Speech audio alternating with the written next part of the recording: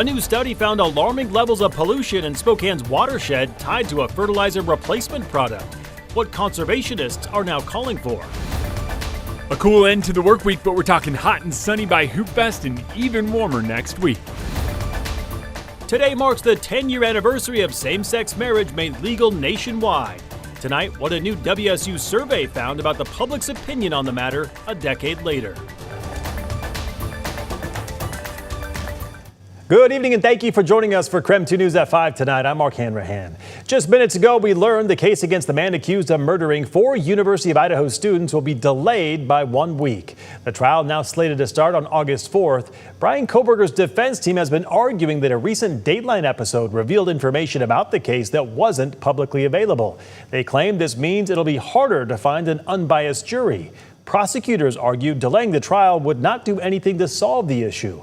The judge also ruled the defense cannot use a list of 4 alternate suspects as evidence in the trial. The defense can, however, introduce the theory of an alternate suspect while cross-examining investigators.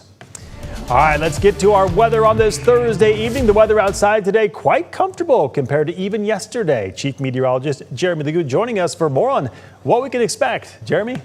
Mark, it's perfect outside right now. Seriously, a little bit of filtered sunshine and a high of 76 degrees feels about perfect. 76 is about as warm as we are going to get with a little bit of cloud cover starting to work its way in from the west.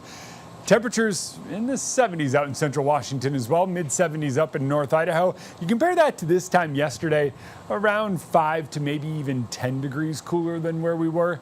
And that is thanks to the wind ushering in a cooler air mass and a little bit of cloud cover. We're still a bit breezy, but expect wind to continue to die down as our clouds filter in. It eventually becomes negligible overnight, but remember tomorrow we're going to get another bout of it. It is going to be breezy again as we get yet another wave moving through. Today's, tomorrow's. There's just a whole line of them off the coast, but eventually we wind up building in that ridge that pushes all of those farther off to the north. A little bit of moisture working its way through, and it does look like it's arriving a little earlier. So I think when we wind up seeing our scattered showers, it might just be around the 10 or 11 o'clock hour instead of midnight. Those move out, and it's back to sunshine in a pretty big way. 76 again tomorrow, 79 on Saturday, 86 and sunny on Sunday. So we do start turning that corner this weekend, and we're even warmer next week. All right, sounds good, Jeremy. Thank you very much. A new study from the Spokane River Keepers has revealed alarming levels of PFAS pollution in the Spokane River watershed. The source? A fertilizer replacement used in agriculture that appears to be introducing these toxic forever chemicals into the water system. KREM 2's Regan Gallo analyzed the findings. Regan, what are the implications for Spokane's water quality and for public health? Well, Spokane River Keeper says it is alarming because PFAS concentrations are 5,000% higher in areas downstream of where this replacement fertilizer is being used. The Spokane community is no stranger to PFAS contamination. Just because the water is clear doesn't mean there's not PFAS in it. Spokane River Keeper says they discovered a new problem, a fertilizer replacement called biosolids. Biosolids are the remnants of our wastewater treatment process. Washington State's Department of Ecology describes biosolids as a soil amendment that farmers and land managers can use as a replacement of commercial fertilizer. Jewel Schultz, a water protector with Spokane River Keeper, says biosolids are rich in phosphorus nitrogen. And they're an excellent source of relatively cheap fertilizer. However, I think what we didn't realize, or we are realizing too late, is there's a host of other nasties in those biosolids, right?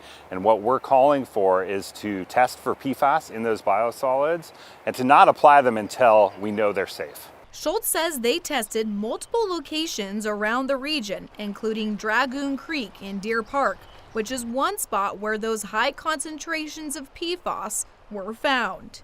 He describes, prior to this study, there has not been much testing on the impacts of biosolids. We need a larger statewide or federal coordination for the removal of PFAS from our waste stream.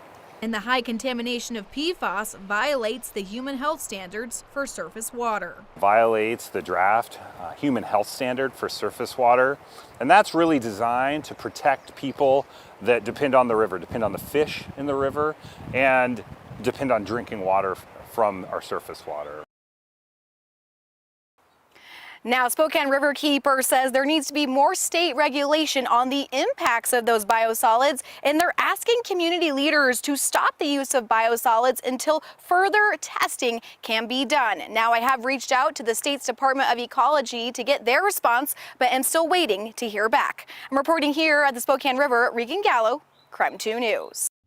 All right, Regan, thank you very much. We are now just 2 days away from the world's largest 3-on-3 basketball tournament. KREM 2's Brandon T. Jones walks us through what you need to know if you're heading downtown for Hoop Fest this weekend.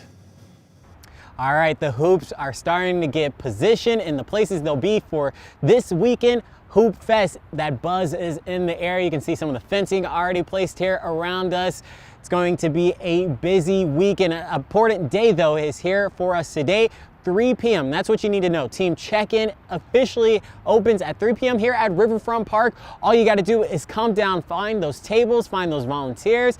They're going to point you into the right direction. Then you and your teammates can get officially checked in. I know a lot of us excited about those brackets that were revealed. And then if you can't make it down here today, you've got another window to get checked in. Friday, June 27th from 11 a.m. until 7 p.m. So that's tomorrow, Friday, June 27th. Again, simple process. And then I know a lot of you may have questions about parking this weekend. The Parkade will have daily parking passes for $30. A weekend pass will cost $50. And then STA also has buses running every 15 minutes designated specifically for Hoop Fest. So what I want you to do, go to KREM.com, find the article and full breakdown from digital content producer Vinny Saglian-Benny.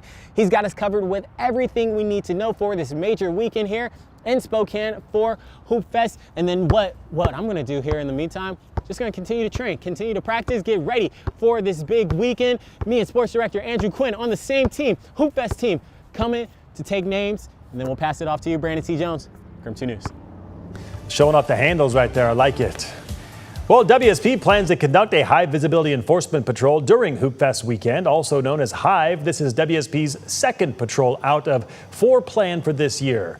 Its main goal during Hoop Fest is to reduce serious injury or fatality collisions. It wants to help curb speeding, aggressive drivers, and to target those using electronic devices while driving. In a press release, WSP stated that, quote, "This is an exciting community event that many people are looking forward to. We want people to be safe while they are traveling to and from Spokane." Both I-90 Maple Street on and off ramps will be closed tonight. WashDOT adding new pavement to the road for preventative maintenance. There's just several spots in there where we've had kind of chronic potholes and other areas where we're starting to see decay of the asphalt itself. The westbound I-90 on-ramp will be closed from 8 p.m. to 5 a.m. tonight. The eastbound off-ramp will be closed from 10 p.m. until 5 a.m. This will also impact the right lanes on I-90 near the ramps while crews do their work. Westbound drivers can use the Monroe Street on-ramp, and eastbound drivers can use the Division Street off-ramp.